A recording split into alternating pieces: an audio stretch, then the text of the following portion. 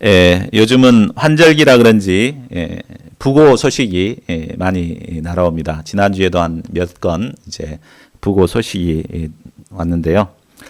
우리가 바쁜 일상을 쫓겨 살다 보면 인생에 대해서 좀 진지하게 생각할 여유가 없는 것 같습니다. 그러다 이제 상을 당한 집에 문상을 가게 되면 죽음이란 것을 생각하게 되고 또 내 인생을 어떻게 살아야 할 것인가에 대한 문제의식을 갖게 됩니다.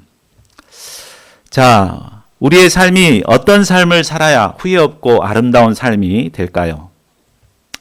저는 내일 당장 죽음이 닥쳐온다 하더라도 정말 후회 없이 죽음을 맞이할 수 있는 것, 그것이 바로 정말 성공적인 인생이 아닌가 이런 생각을 합니다.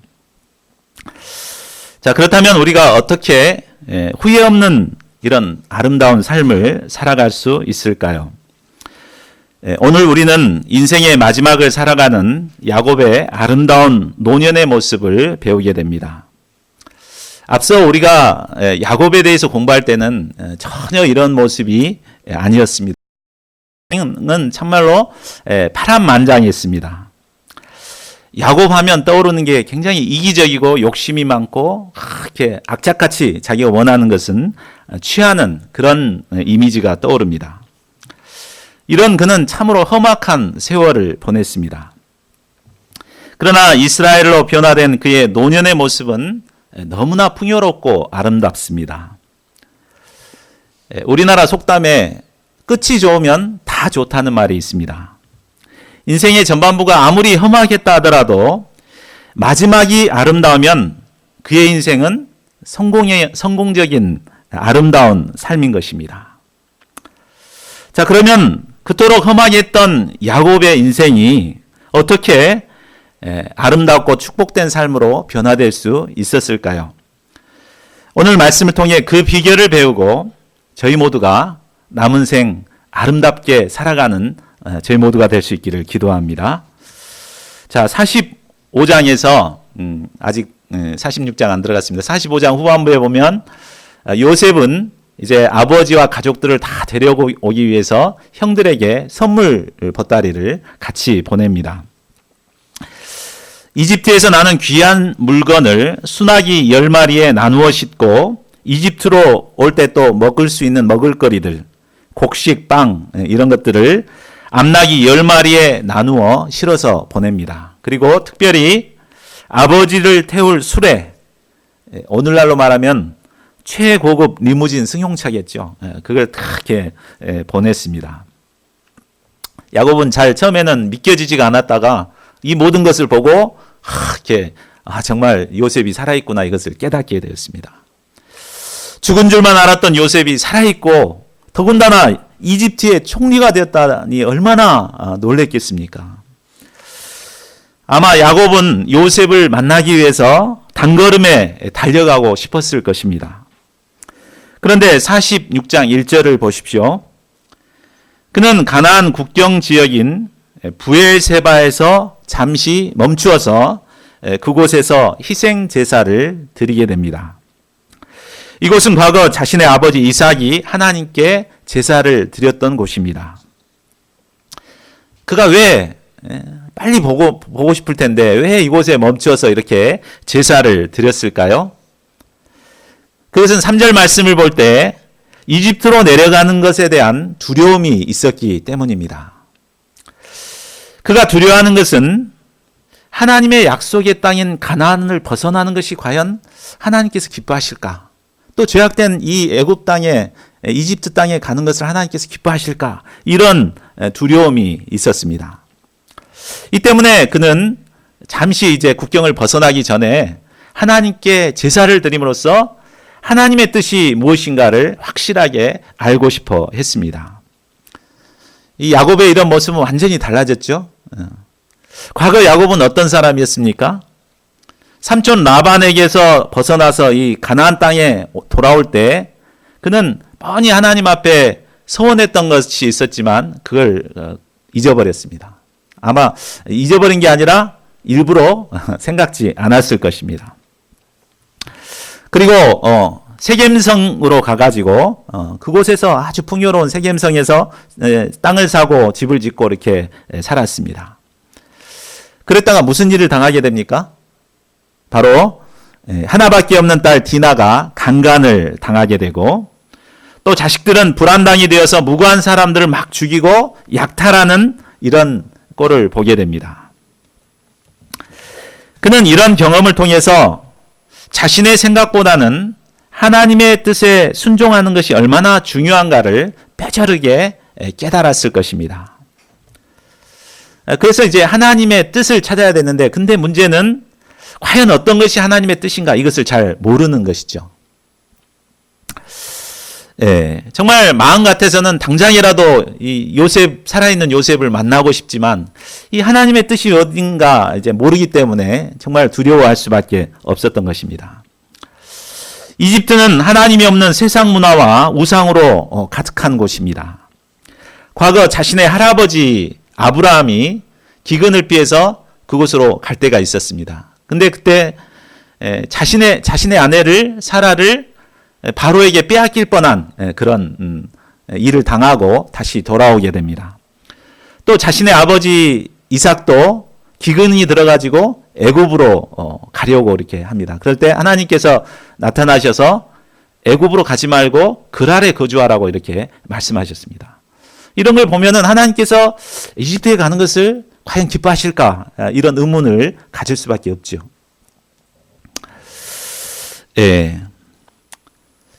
참 야곱도 지금 비슷한 상황이었습니다. 기근 때문에 이제 어쩔 수 없이 살아남기 위해서 이제 애굽, 이집트를 가야만 하는 상황이었습니다.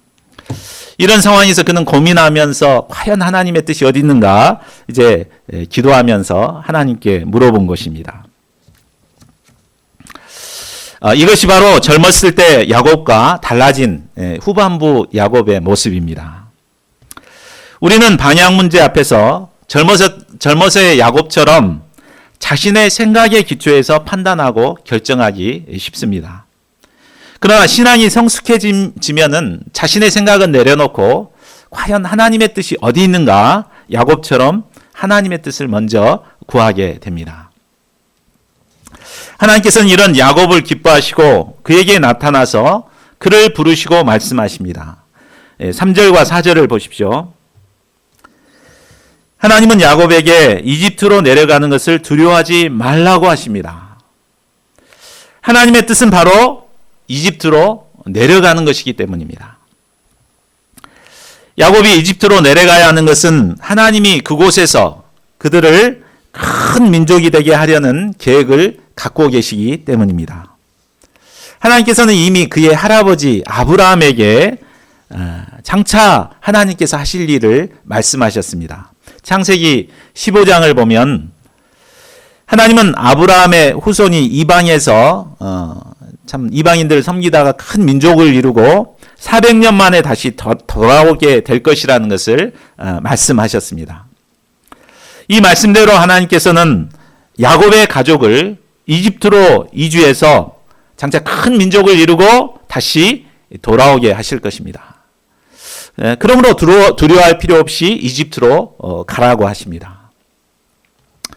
그런데 우리는 여기서 한 가지 의문을 갖게 됩니다. 그것은 하나님이 야곱을 큰 민족을 이루게 하시려면은 가나안에서도 얼마든지 큰 민족을 이루게 하시지 않을까 하는 것이죠. 꼭 애굽으로 가야만 하는가, 이런 의문이 생깁니다. 왜 그렇게 해야 합니까?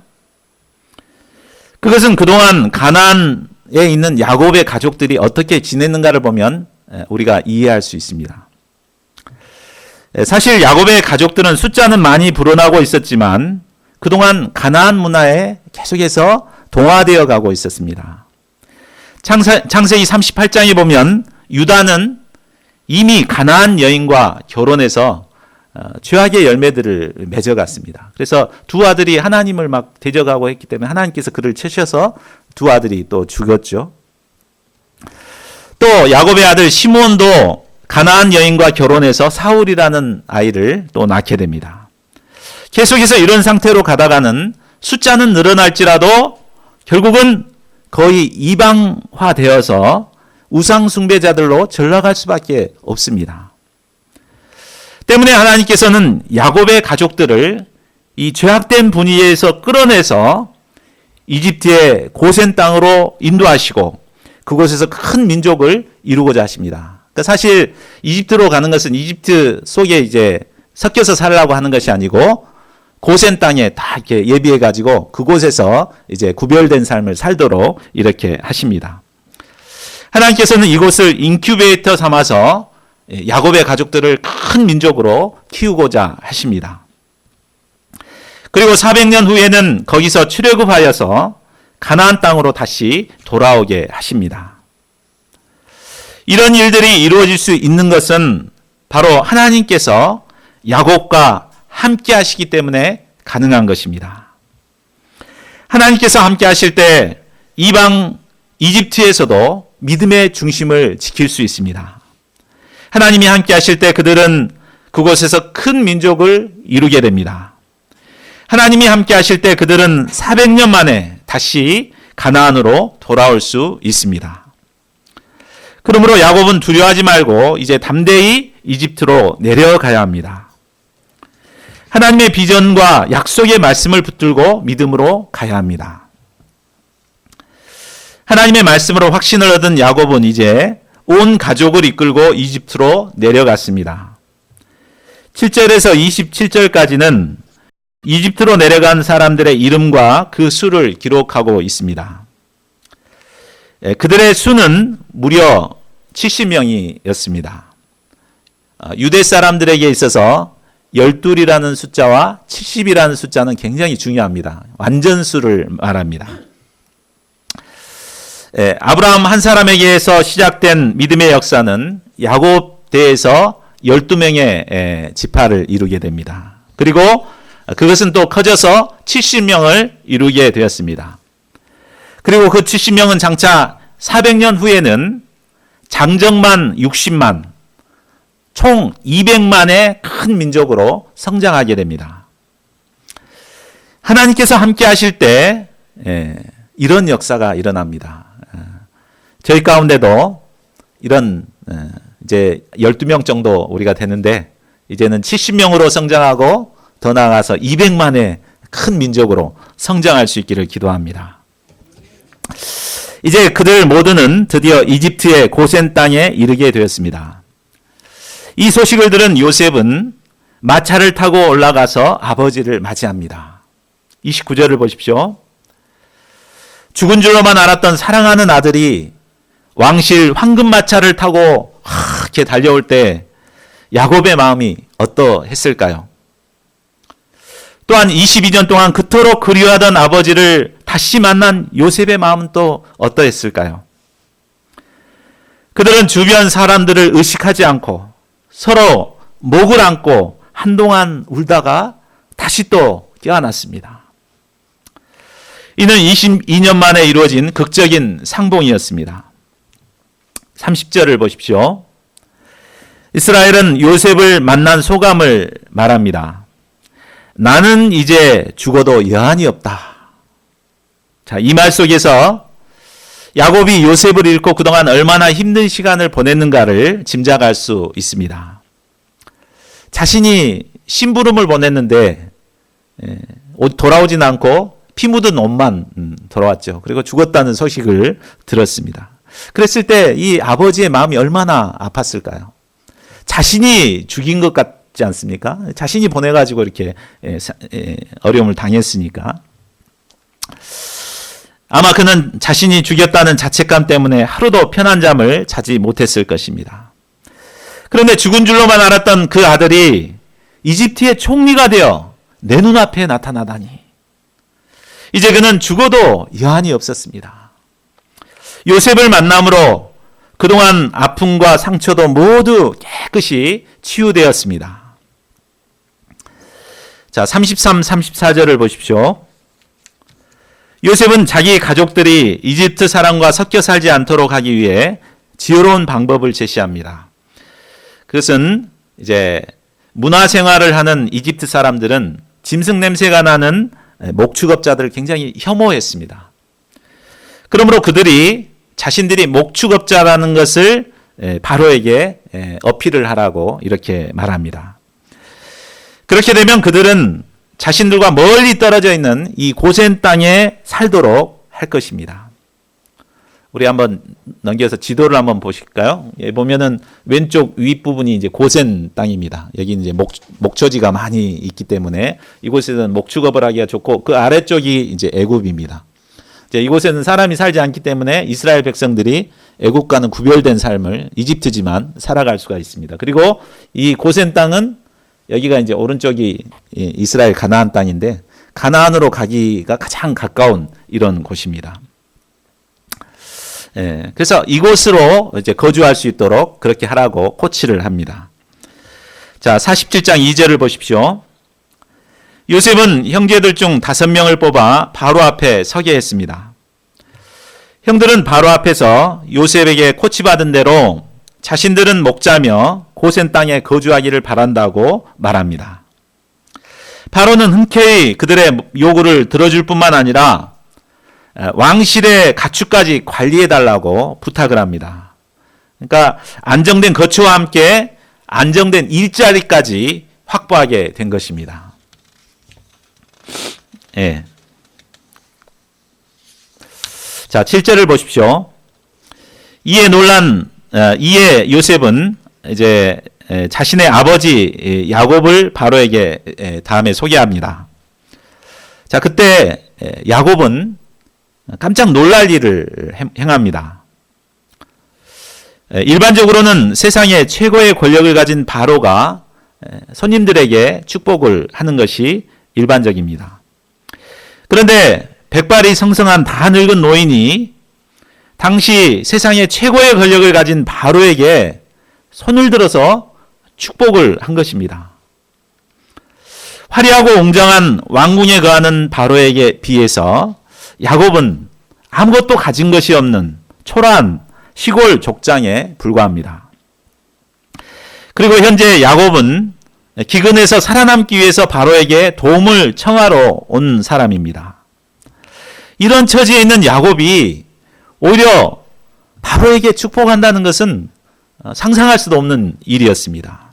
오히려 고개를 조아리고 도움을 구하고 축복을 구해야 할 것 같습니다. 자, 그런데 야곱이 어떻게 이런 일을 할 수가 있었을까요? 야곱이 벌써 치매에 걸린 것일까요? 아닙니다. 야곱이 이렇게 한 것은 야곱이 세상적인 눈으로 본 것이 아니라 영적인 눈으로 보았기 때문입니다. 인간적인 눈으로 보면 당연히 야곱이 머리를 조아리고 바로가 축복을 해줘야 합니다. 그러나 영적인 눈으로 보면 다릅니다. 바로가 아무리 화려한 궁에 거하며 세상의 모든 권력을 가지고 있다 할지라도 그는 하나님의 진노와 심판을 피할 수 없는 죄인에 불과합니다. 반면 야곱은 하나님의 택하심을 받아서 하나님의 축복을 나누어 주는 복의 근원의 삶을 살고 있습니다.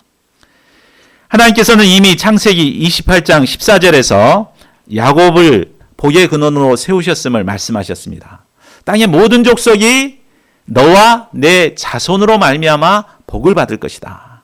너를 통하지 않고는 복을 받을 수가 없다. 그러니까 너를 통해서 축복을 나누어 주겠다. 하나님께서는 이렇게 약속하신 것입니다. 이 말씀을 기초로 보면 왕궁에 거하는 이집트의 왕일지라도 야곱이 축복해 주어야만 그가 하나님의 축복을 받을 수가 있는 것입니다. 이 사실을 잘 알았던 야곱은 요셉과 자신들에게 은혜를 베풀어 준 이 바로가 얼마나 고맙습니까? 그러니까 이 하나님의 축복을 부어줄 수밖에 없었던 것입니다. 그래서 바로를 보자마자 손을 높이 들어서 그를 향해 축복했습니다. 나 하나님의 택하심을 받은 이스라엘은 이집트의 왕 바로를 축복하노라. 이렇게 축복한 것입니다. 베드로전서 2장 9절을 보면 하나님께서는 야곱뿐만 아니라 우리 모두를 복의 근원이요 왕 같은 제사장들로 삼으셨습니다. 우리 같이 한번 읽어볼까요? 그러나 여기서부터 시작. 그러나 너희는 택하신 족속이요 왕 같은 제사장들이요 거룩한 나라요 그의 소유가 된 백성이니. 아멘. 우리는 하나님의 택하신 백성들이고 왕 같은 제사장들입니다. 하나님께서는 우리를 통해서 이 세상의 모든 사람들에게 축복을 나누어 주시기를 원하십니다. 그러므로 우리는 만나는 사람마다 축복을 해주어야 합니다. 그러므로 집에 들어갈 때마다 집을 축복하고 가족들을 축복하십시오. 또 직장에 갈 때는 직장을 축복하고 직장 상사나 직원들을 축복하십시오. 캠퍼스에 나갈 때도 캠퍼스를 축복하고 만나는 학생들과 교직원들을 축복해야 됩니다. God bless you. God bless you.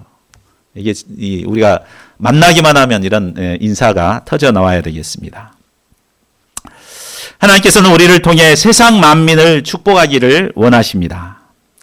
저희 모두가 야곱처럼 가는 곳마다 축복을 흘려보내는 삶을 살아갈 수 있기를 기도합니다. 자, 그러면 야곱에게 축복을 받게 된 바로의 반응은 어떠합니까? 8절을 보십시오. 그는 자기를 축복한 야곱에 대해 궁금해졌습니다. 그래서 야곱에게 노인께서는 연세가 어떻게 되시오? 라고 물었습니다. 이에 야곱이 말합니다. 다 같이 9절을 읽어보겠습니다. 요절이죠? 자, 시작. 이 야곱이 바로에게 대답하였다. 이 세상을 떠돌아다닌 횟수가 100년하고도 10년입니다. 저의 조상들이 세상을 떠돌아다닌 횟수에 비하면 제가 누린 횟수는 얼마 되지 않지만 험악한 세월을 보냈습니다. 야곱은 먼저 자신을 세상을 떠돌아다니는 자라고 소개하고 있습니다. 한마디로 그는 자신을 떠돌아다니는 나그네라고 소개하고 있습니다. 떠돌이 나그네는 안정된 집도 없고 재산도 없고 작은 집만 가지고 정처 없이 떠돌이 생활을 하는 자입니다. 야곱은 자신이 바로 그런 자라고 고백합니다. 그러나 야곱이 처음부터 이런 나그네 철학을 갖고 살았던 것은 아닙니다. 젊었을 때 야곱은 자신이 원하는 것이 있으면 악착같이 자기 것으로 만들고야 마는 자였습니다. 늘 경쟁하며 이기고자 했고 누구보다도 애착과 집착이 강한 사람이었습니다. 그런 과정에서 그는 끊임없이 옮겨다니는 삶을 살아야 했습니다. 그는 한때 살기 좋은 세겜 성읍에서 땅을 사고 그곳에서 영원토록 정착하려고 시도했습니다. 그러나 10여 년이 지난 뒤 딸 디나 사건, 아들들의 살육 사건으로 말미암아 도 떠날 수밖에 없었습니다. 그리 그는 사랑하는 자식들에게 소망을 두며 요셉과 베냐민을 품에 품고 지냈습니다. 그러나 결국 사랑하는 두 아들마저도 내어놓아야만 했습니다.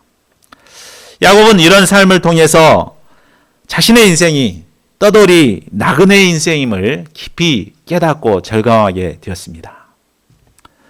인생은 나그네 길 어디서 왔다 어디로 가는가. 이 유행가 가사에는 어디로 와서 어디로 가는지를 모르는 나그네라고 했는데 우리는 나그네는 나그네인데 어디로 가야 할지를 분명하게 아는 나그네입니다. 그런데 사실 야곱만 떠돌이 나그네 인생을 살았던 것은 아닙니다. 그의 아버지 이삭과 할아버지 아브라함도 떠돌이 나그네 인생을 살았습니다. 그들이 떠돌이 나그네 인생을 살았다는 것은 결국 이 땅에 소망을 두지 않고 하늘나라에 소망을 두고 살았음을 말해줍니다. 히브리서 11장 13절에서 16절까지는 믿음의 선진들의 나그네 삶을 말해주고 있습니다. 이 사람들은 다 믿음을 따라 죽었으며 약속을 받지 못하였으되 그것들을 멀리서 보고 환영하며 또 땅에서는 외국인과 나그네를 증언하였으니. 자, 같이 한번 읽어보겠습니다. 다음 시작. 그들이 나온 바 본향을 생각하였더라면 돌아갈 기회가 있었으려니와 그들이 이제는 더 나은 본향을 사모하니 곧 하늘에 있는 것이라. 이러므로 하나님이 그들의 하나님이라 일컬음을 받으심을 부끄러워하지 아니하시고 그들을 위하여 한 성을 예비하셨느니라. 야곱에게는 바로 이런 나그네 철학이 있었습니다. 그렇기 때문에 그는 세상 것에 집착하지 않고 떠돌이 나그네와 같이 살아갈 수 있었습니다. 그는 이제 과거처럼 좀 더 얻고자 남들과 경쟁하거나 다투거나 상처를 주는 사람이 아니었습니다. 그는 이제 순수한 영혼을 가지고 하나님 나라 본향을 사모하는 사람이 되었습니다. 야곱은 나이 들어 겉모습은 백발의 노인이었지만 그의 내면 깊은 곳에서는 축복과 소망이 흘러 넘쳤습니다. 다시 9절을 보십시오. 야곱은 자신의 인생을 돌아보며 험악한 세월을 보냈다고 고백합니다. 그의 인생은 참으로 험악한 세월의 연속이었습니다. 형 에서를 피해 도망자가 되었고 자기보다 한 수 위인 라반을 만나 14년간 종살이를 했습니다. 외삼촌 라반은 10번이나 품삯을 사기쳤습니다. 가나안으로 돌아와 살만하니까 외동딸이 성폭행을 당하고 아들들은 무자비한 살육과 탈취를 자행했습니다. 거기다가 가장 사랑하는 아들을 가슴에 묻고 22년간을 죽은 줄을 알고 살아왔습니다. 또한 큰아들이 자신의 첩과 간통하는 폐륜도 보아야 했습니다. 극심한 기근으로 온 식구들을 굶어 죽을 수도 있는 상황까지 처하게도 되었습니다. 참으로 야곱의 인생은 험악한 인생이었습니다. 그러나 이런 험악한 인생 여정을 통해 그는 야곱에서 이스라엘로 연단되고 변화되었습니다. 자기만을 아는 이기적인 자가 남을 생각하고 다른 사람을 축복하는 자로 변화되었습니다. 무엇보다 하나님 나라를 소망하는 거룩한 나그네의 삶을 살게 되었습니다. 하나님은 때때로 우리 인생 여정에 험악한 일들을 만나게 하십니다. 그러나 이를 통해 우리를 연단하시고 거룩한 하나님 나라의 소망을 갖게 하십니다. 이런 하나님의 훈련을 통해 우리는 이 땅에서 거룩한 나그네의 삶을 살아갈 수 있습니다.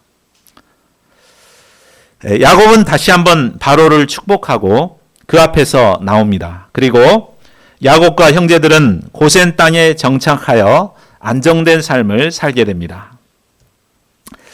47장 13절에서 26절은 요셉이 기근의 때에 그동안 모아둔 곡물을 팔아서 이집트의 모든 돈과 가축과 토지를 사서 국고로 환수하는 내용이 나옵니다. 그리고 요셉은 이집트 토지법을 세워서 백성들로부터 수확한 그 수확의 5분의 1을 세금으로 걷어들입니다. 당시 지주들은 소작농에게 거의 절반 이상을 소작료를 받았습니다. 그런데 이 국가에서 이제 5분의 1만을 걷어들인 것입니다. 그리고 나머지 80%는 자신들이 가지도록 했습니다. 이를 통해 요셉은 나라를 부강하게 하고 백성들을 행복하게 만들었습니다. 요셉은 총리로서 자신에게 맡겨진 자신의 직분을 충성스럽게 감당했습니다. 이런 요셉은 모든 평신도들의 귀감이 됩니다. 평신도들은 자신이 맡은 자신의 직업에서 요셉처럼 충성스럽게 일함으로써 직장에 유익을 주어야 합니다. 성실하게 일함으로 실력으로 인정을 받아야 합니다. 그래야 할 때 하나님께서는 그를 통해 하나님의 백성들을 번성하게 하는 역사에 귀하게 사용하십니다. 아내를 칭찬하면 팔불출이라고 했는데 저희 아내 에스더 목자님은 직장에서 굉장히 열심히 일을 해서 지금은 팀장이 되고 인정을 받았습니다. 그래서 자기 방도 이렇게 딱 이렇게 줘가지고 치대 개척을 위해서 기도해 왔는데 치대 캠퍼스 모임을 그곳에서 이루고 지금 많은 학생들이 와서 성장하고 있습니다. 그러니까 직장에서 인정을 받으니까 이제 아무런 말을 안 하죠. 근데 만약에 인정을 받지 못했으면은 뭐라고 그랬겠습니까? 일도 완하면서 저렇게 한다고 이렇게 하지 않았겠습니까? 그러니까 학사 목자님들은 정말 직장에서 열심히 해서 인정을 받고 또 그걸 꽃으로 해서 생명을 살리는 역사를 이루어가야 합니다. 자, 27절을 보십시오. 그들은 고센 땅에 거하면서 거기서 산업을 얻고 생육하고 번성하였습니다. 요셉의 영향력 아래 있었던 이스라엘은 기근의 때였지만 하나님의 약속대로 거기서 큰 민족으로 성장해 가고 있었습니다. 아무리 기근의 때라 할지라도 하나님께서 함께 하시고 이루시면 번성의 은혜를 누리게 됩니다. 요즘 사업을 하시는 분들은 경기가 좋지 않아서 사업하기 힘들다고 말합니다. 또한 교회도 기근을 만나서 성장하기가 어려워졌습니다. 현상 유지만 해도 성공이다 이렇게 말합니다. 그러나 하나님께서 함께 하시고 축복하시면 기근의 때에도 이처럼 번성의 은혜가 주어집니다. 이런 은혜의 역사가 우리 가운데도 충만하게 일어날 수 있기를 기도합니다. 28절을 보십시오. 야곱이 이집트 땅에 17년을 살았고 그의 나이가 147세가 되었습니다. 이제 죽을 때가 가까운 줄 알고 그는 아들 요셉을 불러 맹세하게 합니다. 나를 이집트에 묻지 말아라.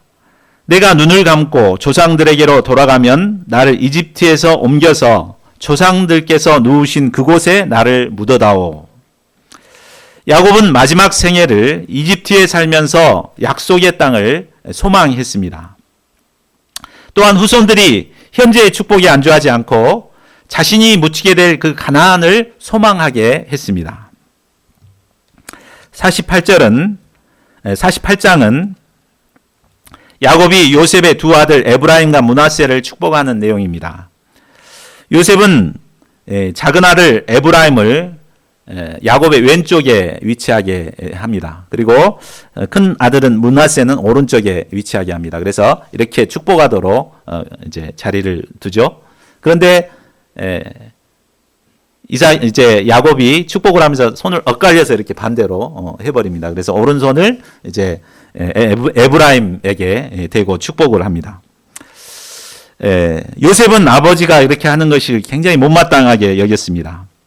오른손은 권위와 영광을 상징하기 때문에 당연히 큰아들 머리 위에 얹어야 한다고 생각했기 때문입니다. 하지만 야곱은 아우가 형보다 더 크게 될 것이라고 말합니다.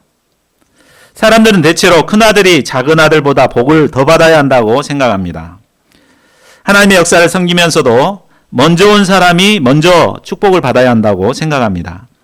그러나 하나님의 역사는 인간의 생각대로 이루어지지 않습니다. 오직 하나님의 주권에 따라 이루어지게 됩니다. 자, 이상을 통해 우리는 아름다운 야곱의 인생 말년의 모습을 살펴보았습니다.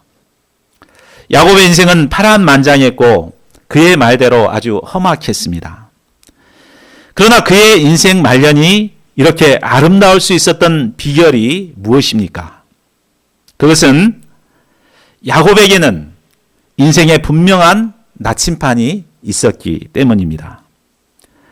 인생이 성공하느냐 실패하느냐는 결국 방향을 잘 찾느냐 못 찾느냐입니다.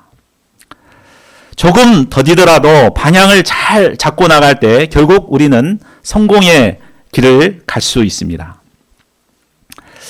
나침판은 방황하는 나그네에게 올바른 방향을 제시합니다. 그런데 야곱도 처음부터 인생의 나침판을 가졌던 것은 아니었습니다. 나침판이 없었던 야곱의 초반기 인생은 방황의 연속이었습니다. 장자의 명분을 얻기 위해 형을 속이고 아버지를 속이고 결국 형에게 쫓기는 삶을 살았습니다. 하나님께서는 이런 그를 베델에서 만나주시고 그의 나침판이 되어주셨습니다. 그러나 자기가 강한 야곱은 이후로도 자기 고집대로 살다가 어려움에 처할 때가 많았습니다. 이로 말미암아 험악한 세월을 보낼 수밖에 없었습니다. 그러나 하나님은 결정적인 순간 그에게 찾아오셔서 잘못된 길을 가는 그를 바른 길로 인도해 주셨습니다. 결국 야곱의 인생 말년이 이처럼 아름답고 축복된 삶을 살게 된 것은 하나님의 나침판을 소유했기 때문입니다. 하나님은 우리 인생의 나침판이 되어주십니다. 하나님의 나침판을 소유한 자는 험악한 세월을 이겨내고 인생의 반전의 역사를 이루게 됩니다. 저희 모두가 하나님의 나침판을 소유함으로 야곱과 같은 이런 아름답고 축복된 인생을 살아갈 수 있기를 기도합니다. 요절 말씀 같이 읽고 기도하는 시간 갖겠습니다. 47장 9절 시작. 야곱이 바로에게 아뢰되 내 나그네 길의 세월이 130년이니이다. 내 나이가 얼마 못되니 우리 조상의 나그네 길의 연조에 미치지 못하나 험악한 세월을 보내었나이다 하고